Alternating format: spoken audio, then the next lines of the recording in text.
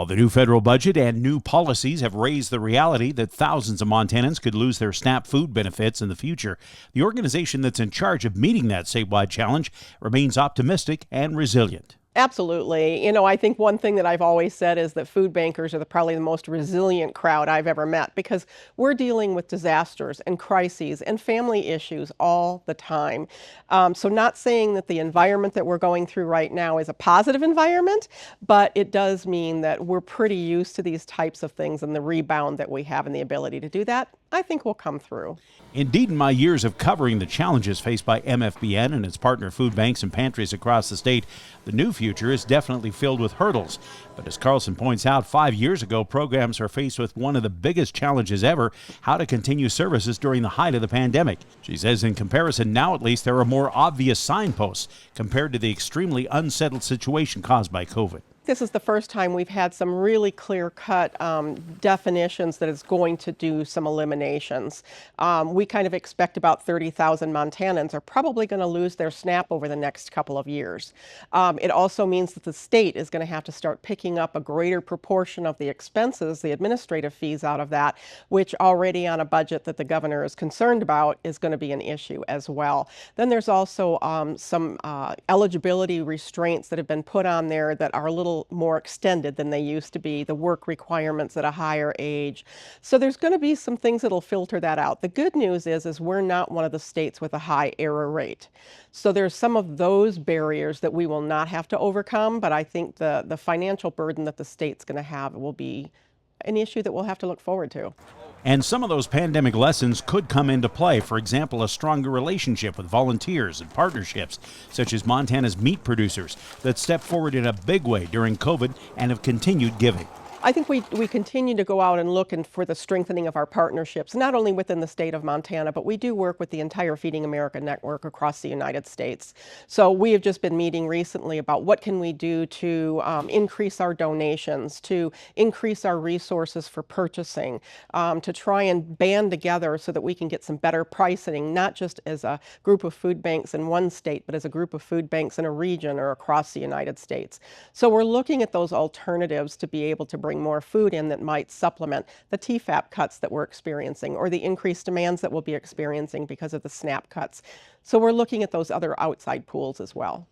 Carlson tells me morale has been impacted by the uncertainty of the future, but she's telling the network staff, and especially the hundreds who work so hard in the food banks and pantries across Montana, to never give up.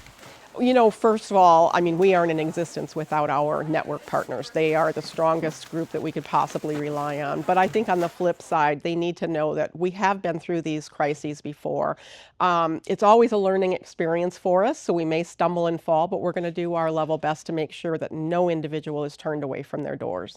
And that's where the most encouraging news of all comes into play. In April of 2024, MFBN launched its biggest upgrade yet, realizing a years-long plan to build a new warehouse and headquarters in Missoula to serve the entire state. 3, 2, 1.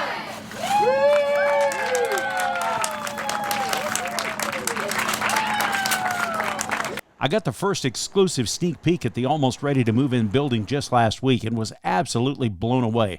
The new warehouse is not only massive but state-of-the-art, with plenty of room for growth in the years to come as the mission to feed Montana rolls on.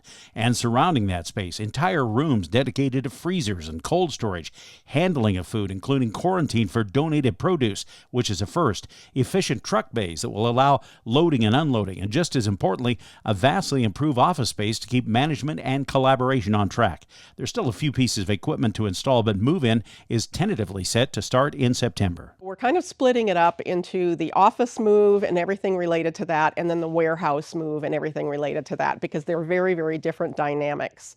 From the warehouse side of it, we can start doing some advanced deliveries at some point in time.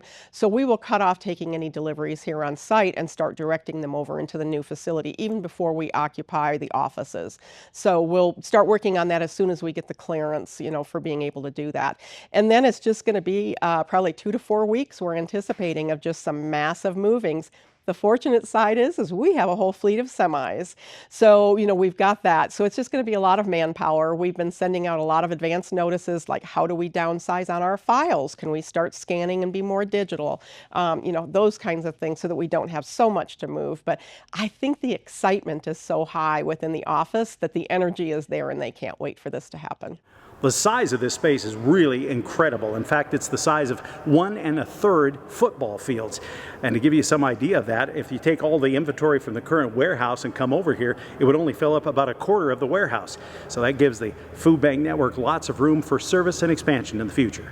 The new warehouse is going to allow us a much greater level of volunteer opportunities because there's more space. Right now we're restricted on space and how many people in each group that we can have come in.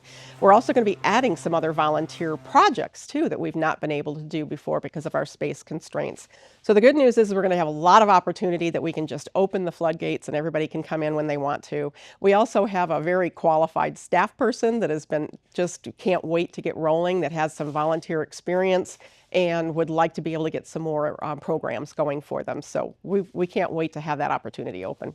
A very tangible example that even with strong political winds, the commitment to feed Montanans will remain strong and newly energized. In Missoula, Dennis Bragg, Montana News Now.